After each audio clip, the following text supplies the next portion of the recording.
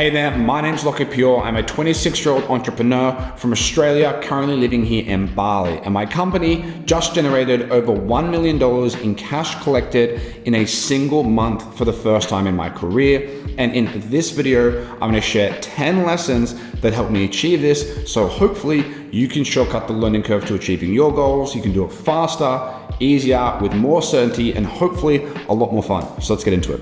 Now, before we jump into the 10 lessons, I want to walk you through some specific numbers just to kind of paint a picture of the scenario for any of you that are interested, because I know I was interested in this stuff when I was coming up earlier in my journey. So the month, I've got it written down here, it was over a 31-day calendar month.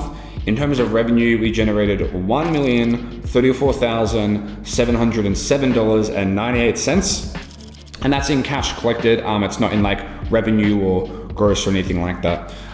Which over a 31-day period is $33,377 per day.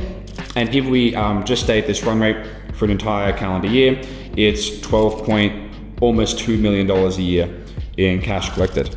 And we're on pace to do similar numbers again this month over the 7-figure mark, which is pretty cool. So consistency is important. The ad spend, for any of you that are interested, we did this off 100% paid ads. So we don't have any organic traffic like YouTube or TikTok or anything like that. We're working on that at the moment with, not necessarily videos like these are more just to share value, but we will be in the future of the next 12 months. In terms of ad spend, we spent $221,587 for this 31-day period. Our average cost per click across all of our traffic was $1.69, and our clicks were 682,000 clicks. So it's a lot of traffic. So our bottom line was we got a 4.67 ROAS. So it means that every dollar we spent in ads, we got 4.67 back in cash within that 31-day period, which puts our gross profit at 113,000, which is essentially, cash collected minus ad spend, right? But our net profit, because we have other, a lot of software costs, other employee costs, lots of other stuff. Our net profit is over $500,000 on that, if you're curious. Now we have to pay taxes on that. So it's not just like I'm going to buy a new Ferrari. There's a lot of expenses, but those are the numbers. Some other things I know people are going to ask me about just because they're common questions is, I'm 26. I started my first business 8 years ago. This is all done off one product. So it's not like we're an e-com brand with 50 different products or anything like that. We're in the high ticket space. At the moment of recording this video, we have 29 full-time employees. And if you include like part-time contractors and stuff, we have well over 40 employees that we take care of, which is really awesome. And something that's super important to say before I go into this video is this is all thanks to my team. I'm not just saying this like genuinely from the bottom of my heart. I've got so much love for every single team member. I've got the privilege of working beside every single day. Not only do I love seeing them grow professionally, but also personally. So I have to give a massive shout out to my team. And of course, our amazing customers for having faith in our products and services and continually investing in us as a company, as a brand. No one person, I believe, can achieve anything of a significant magnitude. And so, this monetary and number result is it's simply an accumulation of all the sacrifice and effort and work everyone on our team has put in. So for any of you guys watching that and customers, massive thank you goes to you. I couldn't be recording this video without you guys, so thank you. And then just before we hop into the lessons, I want to say being able to record, and I've got this kind of written down, so bear with me as I refer to my notes. This is just more of a candid video. This is crazy to me, right? This is a crazy video for me to record. When our team members sent through the numbers and I saw that we'd done over $1 million cash in a month, it was a very surreal moment for me. Even recording this video right now is a very surreal moment. For those of you who haven't seen my story video on YouTube, I come from very humble beginnings. I come from getting bullied for having holes in my jeans and not being able to afford lunch, and seeing some terrible things happen with my parents, mental health wise, because we couldn't pay the rent. And that's still very close to my heart. And so being able to record a video like this is very surreal to me. It's by no means like a flex video or anything like that, because I make so many mistakes every single day. I still wake up routinely and wonder, am I doing everything wrong? And not necessarily will I make it in the future, because I think I've just messed up so many times and haven't quit. But I do have confidence that I will continue to grow. But I wake up every day and still just fail my way to the next opportunity. And so I really hope that this video is just sharing some lessons and some guidance to the younger Lockie, and hopefully you can learn something as well if you're in the earlier stages of your career. I also just really prefer recording these types of videos, these more candid, longer videos with basically no editing, where I can just talk to the camera and share lessons. This is actually the type of content I personally watch on YouTube. I don't really watch too much of the highly edited stuff. I'll have some more like vlogs and editing stuff coming soon, but if you like this style of video, comment below and let me know, because I'll record more videos like this. Alrighty, number one, and these are in no particular order, so bear with me as I read these through because I've got them written down. Number one is anything is possible, okay? You can accomplish anything you set your mind to, and you can't let your lack of results today sabotage the action you take and therefore the chance of getting life-changing results tomorrow. So I learned this from Tony Robbins, as I've learned a lot of the things I've developed over the years from Tony, and he has this really cool video on YouTube. I'll try and link it somewhere in the description if you want to watch it, where he basically talks about the circle of how much belief you have in being able to achieve something influences the amount of action you take to actually achieving that. And the amount of action you take influences the results you get towards achieving that. And then for the results you get, therefore influences your level of belief in that you can actually achieve it. So most people in life, they have a little belief that they can achieve their goals. Therefore, they take little action to achieve their goals. Therefore, they get little results, which therefore reinforces the belief that they have, they're not going to get it, right? And so easier said than done, of course, like most great things in life. However, you need to flip it and have almost an unjustifiable level, especially the start of belief in you being able to achieve your goals and life-changing results. Therefore, you can actually take a high amount of action. You'll start to actually see some results eventually after a given period of time. And with those results, you can have more belief that you can actually do it. And so one thing that I've always tried to do, it's definitely been challenging at times, is operate and pursue my goals as if the goal itself and the life that I dreamed of was guaranteed. I promise you, if you go back to when I was a lot younger and I was spending $5 a day on Facebook ads in my mum's basement, you know, running dropshipping ads, trying to sell $10 cat rings online and making no sales, and spending the majority of my paycheck every week on Facebook ads, which I had no idea how to run, I wouldn't have necessarily been able to fathom the idea of generating $1 million at almost a 5x cash ROI in 30 days. However, I always had some level of belief that I could do more than what I had, or I could achieve more than what I had at the time. And so I continually believed in that and reinforced that belief with action. And while I didn't see the result for 8 years, right, eventually I got there in the end. So the primary lesson for this one is, number one, you can achieve anything you set your mind to. I'm a big believer, even if no one in history has done that, as long as the laws of physics don't deny it, I believe you can 100% achieve it if you're willing to commit to it, which then links to the next lesson in here, which is if you don't quit, you can't lose. The only reason, only way you can lose when you pursue something you want in life is if you quit. So if you don't quit, you won't lose, and often the biggest thing that or the bigger goals take a longer time to achieve, and reality will test your commitment to them. So it's taken me 8 years to get to where I am today. I don't plan on quitting anytime soon, and I'm glad that I didn't quit in the early days as well. Okay, lesson number 2, which I think is an interesting one because I've never really heard anybody talk about this, which is the process of leveling up in life is largely a process of turning your biggest insecurities into your biggest strengths. There's a quote from DeMartini, which I like, which he says, "Your voids dictate your values." So especially if you're a little bit older as well, like you're no longer a teenager or anything, you've developed a little bit more. A lot of the times your values and the things that you're chasing in life come from really early voids in your life. And the reason why, and why I think this is so important, and I correlate leveling up with developing these, is because your biggest insecurities are often the biggest sources of pain and therefore motivation for you, okay? And it's honing and refining those and how you choose to shape those motivations that will ultimately define who you are. So for example, people talk about this stuff a lot, where you've got like a child and the parent was an alcoholic. And does the child choose, now some people get pissed off if I say the word choose, but I do think it is a choice to a degree, to become an alcoholic or never touch alcohol.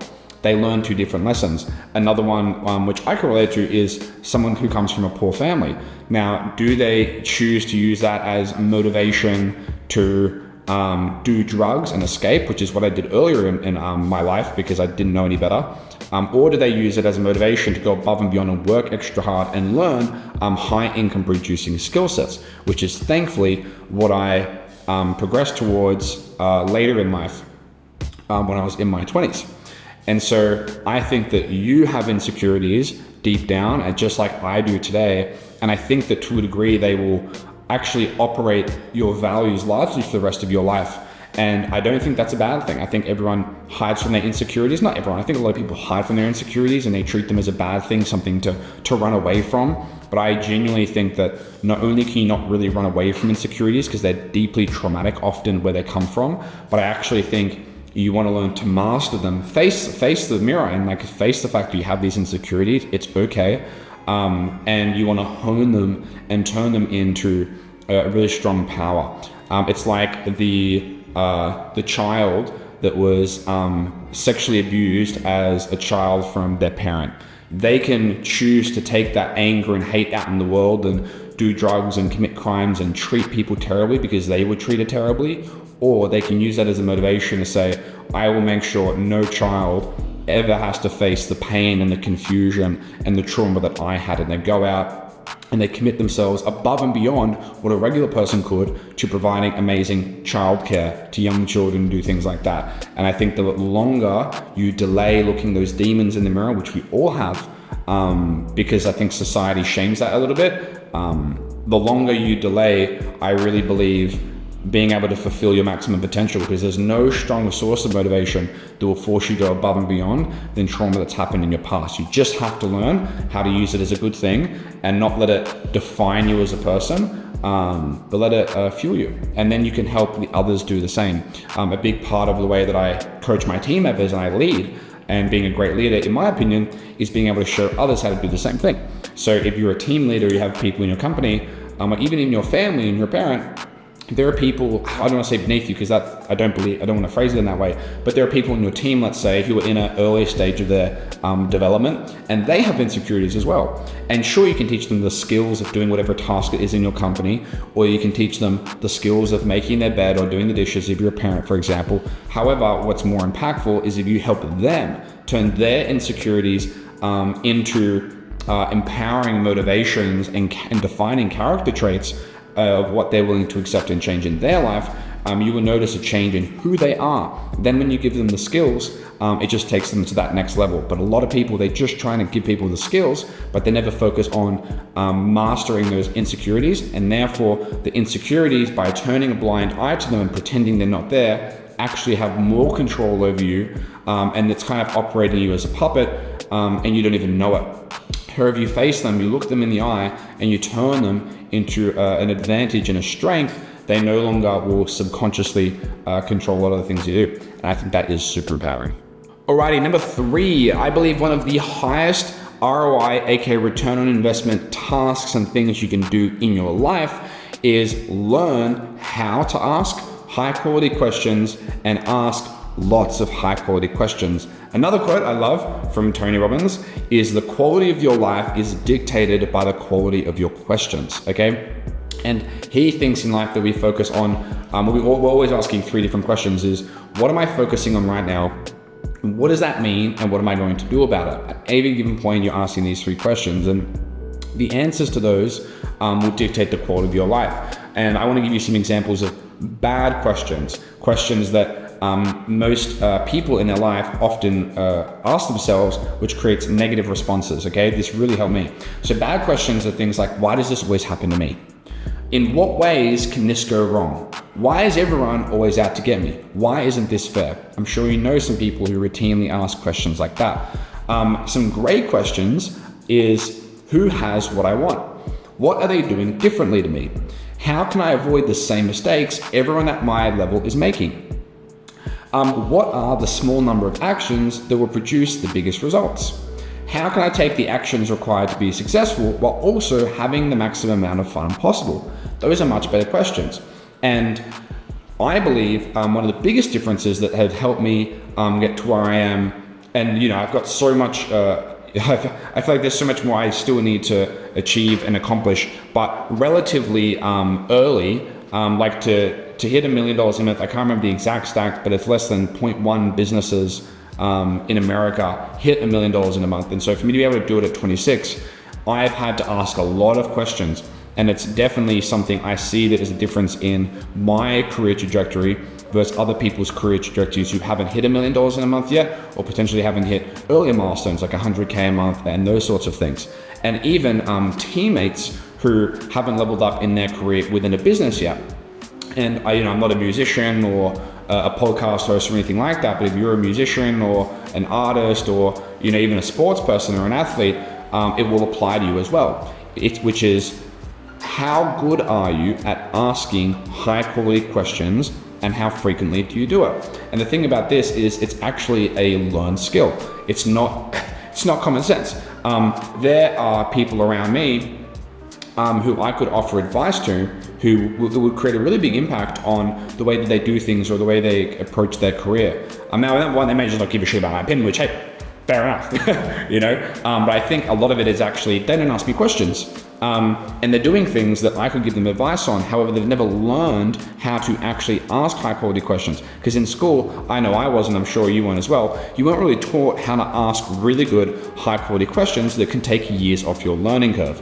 Okay, so my advice to you is, if you want to get anywhere in life or achieve a certain level of success in a specific goal or field, go to the person who has everything that you want, okay, and ask them, what are you doing differently to me? If you have to buy them lunch, do it. If you have to, send them a box of, I don't know, roses or chocolates or something with a letter to buy them a coffee, do it. Like, whatever it takes, do it. Because if you ask that person high quality questions, like, what are you doing differently to me? What are the mistakes I'm making right now that you would have avoided? You'll get much better at this. And most people instinctively ask really poor questions like, how could this go wrong? Possibly, one of the worst questions you could ask, or would keep you trapped where you are. A great question would be, what's it going to cost me if I do nothing? Right? Because the focus there will highlight why you actually need to do something today rather than tomorrow. A little side tangent that I thought was interesting, and Tony Robbins talks about this, is what passage of time do most people focus on? Well, most people focus on the past, don't they? And what can't you change? You can't change the past, right? And that often causes feelings of hopelessness or depression. A lot of highly successful people, they live in the future. So they're always focusing on where they're going. And the problem with this is they often lack feelings of like fulfillment or gratitude because they aren't appreciative of what they have. Whereas what you want is a good combination between living in the present and also living in the future. I find myself living in the future quite often, and I need to force myself to come back to the present moment and be grateful for the things that I have in my life, the people I have in my life, and all the blessings, not just always be living in the future. Because then often I sometimes lack gratitude. So that's something I'm working as well. I thought is just an interesting thing to share. So the point here is ask high quality questions frequently. Lesson number 4 is small-minded echo chambers keep you stuck. Now this is something that I noticed actually before I even launched my own business. So before we launched our digital marketing agency, Veritas Digital, I worked in a digital marketing agency. I spoke with lots of small business owners to help them grow their business. Then throughout Veritas over the last 7 years, I spoke with well over 1,000 businesses and helped them grow their company. And what I've noticed is each different level in business or careers, they all have echo chambers, which I mean as lots of other people at the same level who all talk to each other and share opinions about the way that things are. And you need to be very, very careful with this. And the more I progressed in my business career, the more aware I've become of this. And I think the earlier you are in your career, the less aware you are of this most commonly, right? So if, let's just use business for example. If you're in business and let's say you're at $1 million a year in revenue, you have specific skill sets, specific character traits, and specific beliefs as an entrepreneur that are allowing you to get the result of $1 million a year and not get the result of $2 million a year, okay? And usually when you're at that $1 million a year level, or 100K a month or 10K a month for people getting into business, even people who have not even made their first dollar online, right? You're surrounded by people usually at the same level as you. What's really dangerous is you share commonalities, common skills, common character traits, and most importantly, common limiting beliefs as everyone on the same level as you. And when you talk with other people and they reflect back to you the same limiting beliefs that you don't know are limiting beliefs, it's very validating. And that reconfirms to you that that is the world, that's the way that the world is, okay? So that's the first dangerous part. Now, often you would like to know people at a higher level because you know that they can give you some advice, but I will tell you a confronting fact is a lot of people who are above you, often they have polarizing beliefs and views to you on things that actually cause your ego to be offended. And so I've seen a lot of people shy away from asking those tough questions. Let me give you a really specific example. Okay, I've worked with a lot of small business owners in fields like chiropractors, physiotherapists, dentists, and things like that. And let's say, for example, that I'm working with a chiropractor who the primary chiropractor is the owner of the business and they generate most of the revenue, and maybe they have one practitioner, okay? So it's a small single clinic chiropractic business, maybe at like 30 or 40K a month, okay? Now, that person typically believes that marketing is an expense. They typically believe that marketing is expensive and it's very costly, and that getting other people to work with their patients will result in a lower quality of healthcare for the patient, right? And they speak with all the other practitioners who think the same way and like, oh yeah, dude, I mean, if you bring on a practitioner and they've got half the years of experience of you, you know, of course you're only gonna be able to provide half the value, and all of your existing customers are gonna get pissed off because they're not as good. It's just a waste of time. They'll also say things like, oh yeah, dude, you know, word of mouth is the number one way to get business these days. Digital marketing is so expensive. I hired an agency, got burnt by the agency. It's a waste of money. Don't do Facebook ads. They don't work for our business. And they get this echo chamber and they reinforce this broken worldview. However, if I introduce this single clinic owner to one of our other clients who we actually help become one of the fastest chiropractic, privately owned, fastest growing and largest chiropractic clinics in Australia, who now have over 54 locations, okay, throughout Australia, which is huge and still privately owned. They do over $18 million a year, right? I'm not gonna say their name for privacy reasons. If you bring those two people in a room, I can promise you the owner of that practice will say, marketing is your entire business, because your business is healthcare. Your job and responsibility is to provide the most amount of healthcare to the Australian population as possible. So you are actually doing a disservice by only servicing, you know, the 40 or 50 people in your client book, because you refuse to train and put in the time and effort up front to train all the practitioners below you to provide 80% of the level of healthcare that you can personally provide. So it's a different belief, isn't it? And that belief is extremely confronting and hard to swallow for the small business owner. Now, most people wish that they had that person in their life, but I can tell you, when you have someone in their life, it's very polarizing, okay? So you need to be very careful of the echo chamber that you're in. And the actionable advice I have here written down is you want to identify the limiting beliefs of your echo chamber, and don't take advice from people who are stuck at your level, because it will be very validating and it's most likely wrong, okay? Doesn't mean you can't learn something from everyone, but don't take advice from people who are stuck at your level, and don't take advice from people who have smaller dreams for your life than you do. Really common example here is parents. So your parents most likely love you. And so a lot of people, their parents force them to go to things like university, college, you know, get a stable job, like becoming a dentist or a surgeon or a doctor or something like that, or a real estate agent that seems stable on paper, but it's not your passion. It's not what you want to do for the rest of your life. And if you listen to their advice, you'll end up making them happy and making yourself sad. I love the quote from Hormozi who says, for your dream to live for you, your dream of your parents has to die. Something like that. It's like their dream for your life, something has to die for yours to live. Something like that. And it's really cool. And so I really want you to take that advice because it's really true. And another example of a limiting belief is people who are in a 9-to-5 life, and I get this question all the time because I help a lot of people in this situation. People who work a normal 9-to-5 job and they're scared to invest time, emotional energy, resources, and skin in the game and stuff like that into starting an online business. And they always think, what's it going to cost me if I give this a try? Trust me, I was in the same shoes for 4 years, failing at online business. I tried, drop shipping, affiliate marketing, print on demand, crypto, all that kind of crap. And I used to think the same way.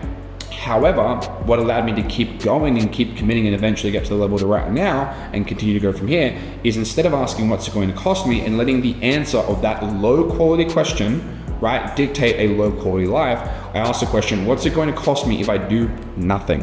What's it going to cost me if I quit? What's it going to cost me if I never learn a high value digital skill set?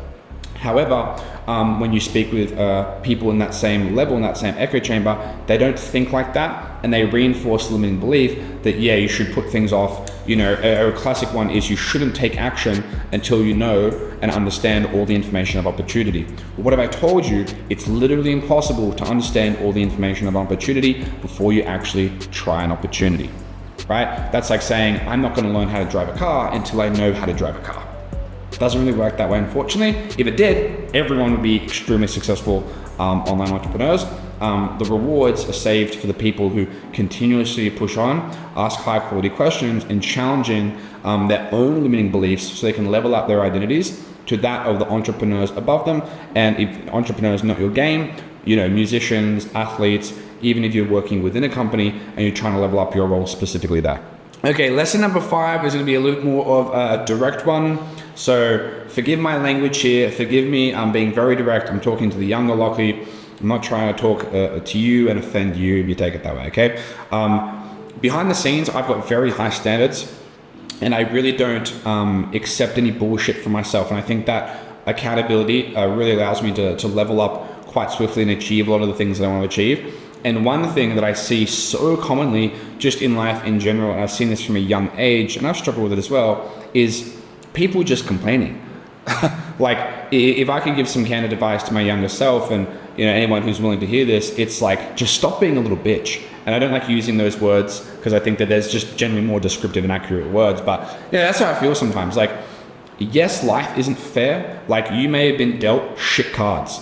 Like, people are dealt shit cards like they have mental disabilities from birth. People, I'm living in Bali right now. Like, the Balinese people are so fucking lovely, so many happy smiling faces. But when I go on a scooter ride or go for a run and I see people working in a rice field here, they did not get the same opportunities as I did. Like, they got dealt a rough fucking hand. And there are people around the world who have been dealt way worse hands than even the people here working in rice fields. And so it's like, for someone to have access to clean water, food, shelter, and internet, and be raised by parents and have an education system, and yet still find things to complain about, like, just shut up. Right? I'm not trying to be rude, man, but just shut up. Like, stop complaining about your fucking miserable life. Like, if your life sucks, okay, it's your fault. And if you were born with a genetic disability or whatever it is, and it's not your fault, nobody cares anyway. Okay, you're not going to get sympathy from the world and someone's going to come and save you, okay? What you need to do is you need to sit down, look in the mirror and say, if I hate my life, if any aspect of my life sucks, whether it's financial, whether it's career, whether it's health, whether it's relationships, it's my fault. And even if it isn't my fault and I want to find excuses for it to not be my fault, who gives a fuck? Because blaming something else is not going to give you any power over changing it. You're simply displacing responsibility and therefore the power to change it to something else. So even if something isn't my fault, in my business or in my life, I love taking complete ownership of it. Because even if it's going poorly, it's going wrong, I have no negative feelings about that and it being my fault. Whereas most people that want to run away from the blame and, oh, it's not my fault, it's their fault, things in my life suck because of that person or this situation. The reality is, it doesn't fucking matter whose fault it is, it's your problem, right? And the longer you put off taking accountability and responsibility for that, the longer you have to suffer with the problem anyway, and the lower power you have to solve it. And nobody cares. If you tell people that it's not your fault, no one cares. And you're just signaling to highly accountable and successful people that you're someone not worth wasting their time on because you're not going to change anyway. So my honest advice is, if you don't like your life or something to do with your life, fucking change it. And if you're not willing to change it, stop complaining about it and just accept that is your life. That's going to be your life. now and forever. Stop complaining about it because you're not willing to do something about it anyway. And no one cares about hearing about your problems because they have their own problems, okay? I know that's a bit direct, but I wish I got told that way earlier on so I could just suck it up and just get to work solving my own problems, and then you can ultimately eventually help other people with theirs as well. Alrighty, lesson number 6 is an interesting one. I've got a few sub-lessons here for you, which is you are not qualified yet to make decisions about what you can and what you can't do. This is a really interesting one. So often people who have never tried anything have the most conviction about whether it's gonna work or whether it's not gonna work. And not only that, not just specifically big career-wise, but also small minor goals. Like if I'm out of shape, that diet, that's not gonna work. But it's like, you're not in shape. So you don't have the experience to know what will work. So before you make assumptions about what will work, you need to give it a try with an open mind. And the big lesson here to help you is to stop having preconceived ideas and making assumptions that limit your potential before you've achieved a result that enables you to make those assumptions with evidence, okay? One of my mentors, Brian Tracy, which I love, he told a story about how, and it's thunderstorms here in Bali at the moment, if you can hear the thunder in the background. A kid was asked, can you play an instrument? And the kid said, I don't know, I've never tried. But a lot of adults, if you ask like, can you play an instrument? Say, no, I'm not good with instruments. Or, no, I can't play any music. No, I sing out of tune or whatever it is, but they've never tried.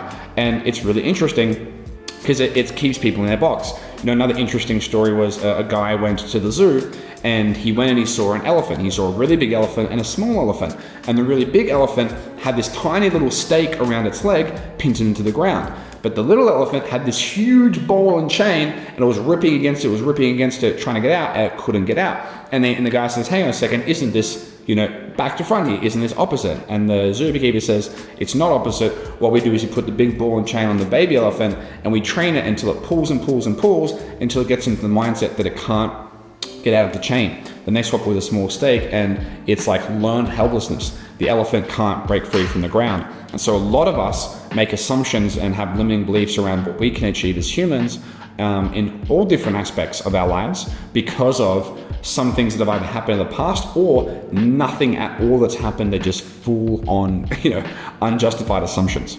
And so one of the sub-lessons here more related to business is if I could go back, I would tell myself, you don't need to do anything new. I started so many different businesses and made so many silly decisions trying to accelerate our growth by adding in things and doing new things when all I needed to do was the same thing I was doing but better. And I was not qualified to make the decision that what I was doing right now couldn't grow to the level of $1 million a month, for example. And so I would have one marketing campaign, it would get to, 10K a month or 30K a month. I'd be like, this marketing campaign is never gonna get to 100K a month. I need to launch a new one. But the thing was, I'd never built a company to 100K a month before. So I wasn't qualified to make the decision that this 30K a month campaign couldn't get there. I assumed it couldn't get there. However, if I had just focused on, and here's the action step for you, focused on improving the thing that I was doing again and again and again, until you run out of ways to improve it and make it better, it isn't capped. But a lot of people, they have no idea how bad they are at something. They have no idea the levels of mastery and I don't want to say perfection, but the levels of development and improvement that they can make on one specific aspect or component of their business or on their life.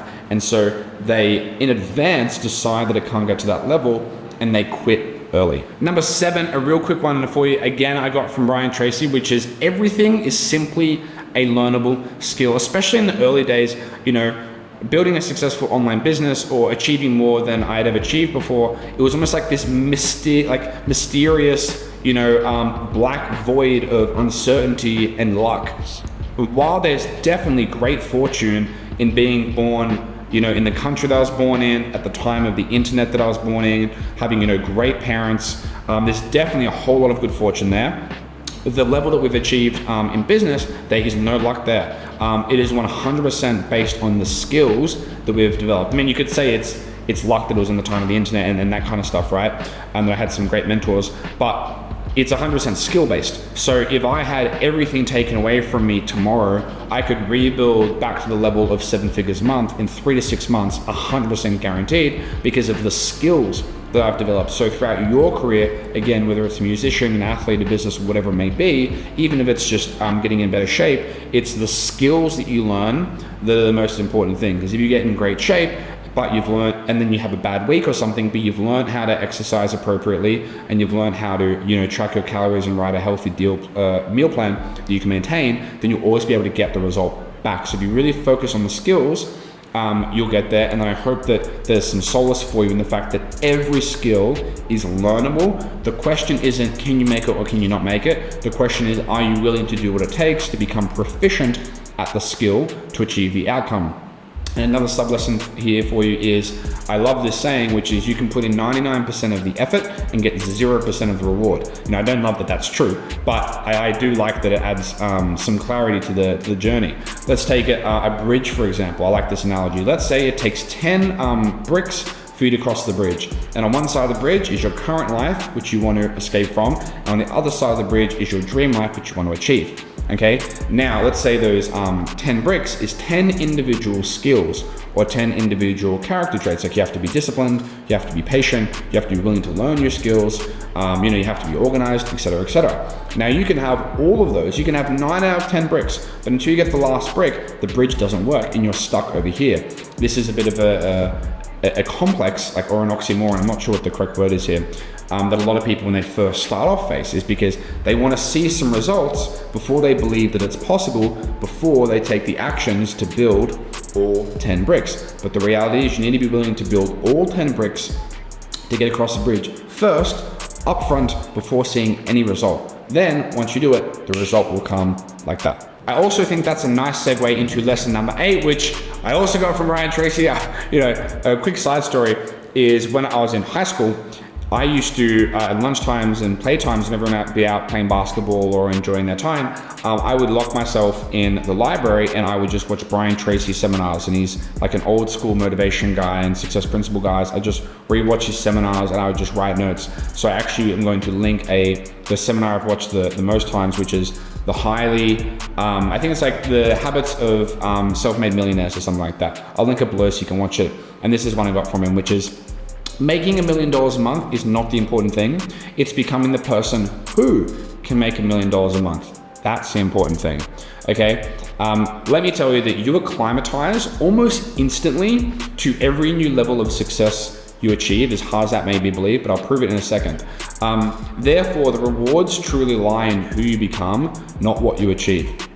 Okay, so I've got a question for you. Isn't it true that you have already achieved goals in your life that you once thought would make you satisfied or happy? Of course you have.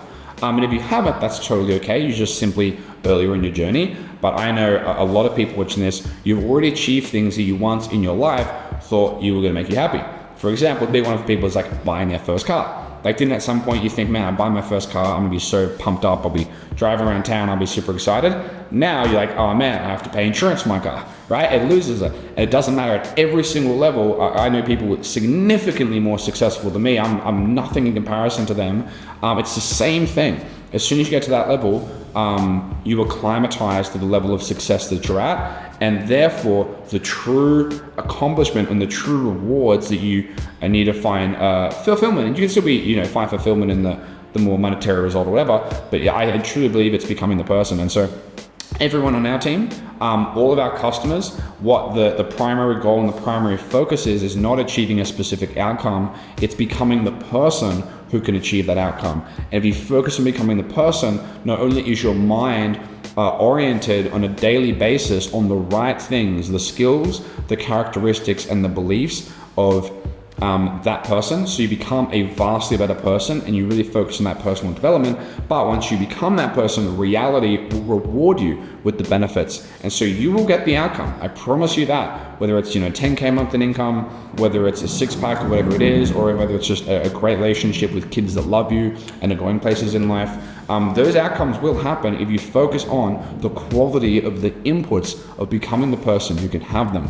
And a lot of us, because our values are dictated by our voids and those insecurities, we are also quite impatient. And so we try to skip ahead to get the outputs while shortcutting who we need to become to do that, and that never works. And even if you do momentarily get that output, if you have not become the person to consistently achieve that output, I promise you reality is going to smack you down in one way, shape, or another, and that will be taken away from you. I feel like a good example of this in the public eye is, celebrities who, go on crazy rampages and stuff like that. And it's like, they were a great actor, but internally they were not emotionally developed enough to be able to deal with the fame or the pressures that came with it. And so it wasn't that they weren't a good enough actor, it's that they couldn't handle the personal development side. So they had developed that a little bit early on. Once they got the fame, it wouldn't have ruined them. That's a specific example, but I hope that you can relate to what I'm saying here. Number 9 is one that I wish I found out way earlier in my life, and this is probably more of a recent one that I've discovered, which is, as long as you develop the habits of discipline and sacrifice first, you don't have to sacrifice your whole life for success. When I was younger, because I was running from such a bad scenario, I was like, screw this, I'm going to sacrifice everything I enjoy in my life to become successful. And I gave up a lot of experiences. I definitely gave up my early 20s to progress faster in my business career, to take care of my family and my loved ones, which I'm obviously super happy that I can do that. But I didn't need to sacrifice everything to the level which I did. And the way that I describe it is, I have an analogy, which is, you want to get to the top of the mountain. And the top of the mountain is success in whatever field it is that you want to pursue. There's 2 paths. You can climb the cliff face, which is a direct path up, which is the fastest path to get to where you want, or you can take the rose petal path, which is like a windy, bendy, curvy path. It's not very steep, but it takes 10 times or more longer to get to the top. Now, you are currently taking one of those paths, and there's a middle path as well that's kind of in between. It's not black or white. However, you should have awareness on what path you want to take, because a lot of people, they talk about wanting to get to the top as fast as possible, but they're not willing to climb the cliff face. Because when you climb the cliff face, there is no breaks, okay? You have to sacrifice everything to remain on this cliff face 24/7. Time with kids, time with a family, time with partner, time going out partying, time watching Netflix, holidays and things like that. And I definitely took the cliff face for a really, really long period of my life, at least 6 years plus of my life. And I sacrificed a lot of time with friends. There are trips that I really wanted to go on with friends and I missed out on those. And while I think there's some really good positives to that, and that's why I started this lesson with, you need to be able to do that, to be able to enjoy the rewards while you build. Because I think a lot of people, they can't discipline themselves, they can't sacrifice, they can't focus, and they have the opposite problem. But once you solve that problem, then you have the new problem, which is something I struggled a bit more with, which was sacrificing everything. And so what happens is, sure, you may achieve some more material success faster, let's say, and some better personal qualities. However, you've got nothing to show for it because you haven't lived any life. And this hit me pretty hard when I read a book called Die with Zero by Bill Perkins that my business partner Lucas tried to get me to read for years. Finally read it, and that changed my perspective on things, and hearing some other mentors talk about this. And he talks about it in terms of the utility of money. So he talks about how a lot of people, they sacrifice from the age of 20 into like the age of 40, to become extremely financially successful. And it was an interesting perspective because he is worth hundreds of millions. However, when you hit 40, the utility of money goes down. A $10 million to you when you're 30 is worth nowhere near as much, using fictitious numbers here, as say 100 grand when you're 20. Because when you're 20, you can spend 5 grand on that to go on a snowboarding trip to Japan with your buddies. You can stay in a hostel. You can go snowboarding 6 hours every single day. You can go out drinking and partying. You can get 2 hours sleep, wake up and do it again. But when you're 40, you've got kids, you can't go and stay in a hostel because you've got kids with you and it's a shit miserable experience. You can't go snowboarding 6 hours a day because you're in your 40s, you've got a knee injury now, so you can only go for 3 or 4 runs, and you get tired, you need to sit down, you need to manage the kids, take them to the bathroom, all that kind of stuff. So it's like, even though you're going to sacrifice some future money for the experiences you're having today, it's still a net positive, because the goal isn't to accumulate finances. The goal is to accumulate life experience points, which is the way he described it. And because I lacked finances and when I was a child so dramatically, and it caused so much trauma in my family, I didn't even take into consideration any life experience points. I simply wanted to get out of the scenario that I was in, and I sacrificed everything for that. You know, dude, looking back, I definitely could have gone on like a cheap trip to Thailand here, or a cheap trip to Bali here, or, you know, gone on a weekend away, or gone out for my mate's birthday that I sacrificed, or whatever it was, rather than just saying, I'm going to sacrifice everything.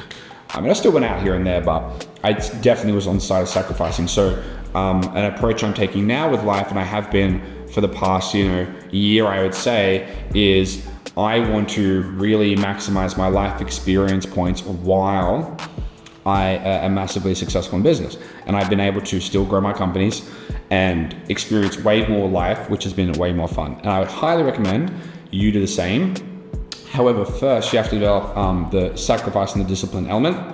Then once you do that, don't go into hermit mode and sacrifice your whole life. Go on those trips.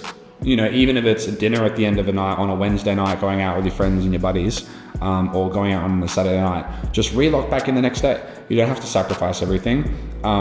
Just be aware of what path you're climbing, and then tailor your actions accordingly. And last but certainly not least, lesson number 10 relates to the previous one, which is don't wait. Okay, we all die, and I personally believe that we only get one life on this planet that I'm aware of. So I want to maximize my life experience points as much as humanly possible. And the comfort zone that's inside your brain, it's going to whisper to you to stay inside the comfort zone and not go outside the comfort zone.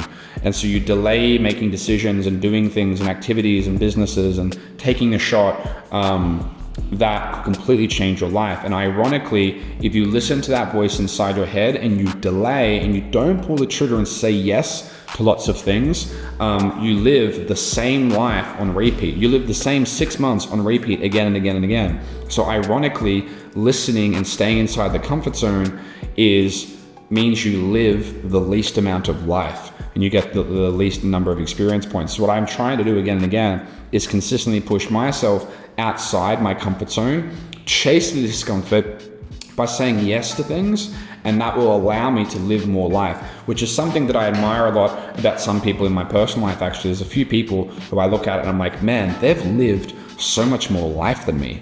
And I really admire that, and I want to be more like that. I don't want to sacrifice my whole life to achieve some level of business success, but then get to the end of my life and have nothing to show for it. I would way rather sacrifice business success to a degree, right? It's still my number one priority. Let's not get too crazy, but sacrifice some level of success and live 10 times the amount of life in a shorter period of time than I would have otherwise. So don't wait, pull the trigger, prioritize, sure, don't say yes to everything that's dumb and silly, but say yes more often than you say no, and push yourself outside your comfort zone. And even if the first few things don't work out, I promise you at the end of your life, you'll have a lot more life to show for it.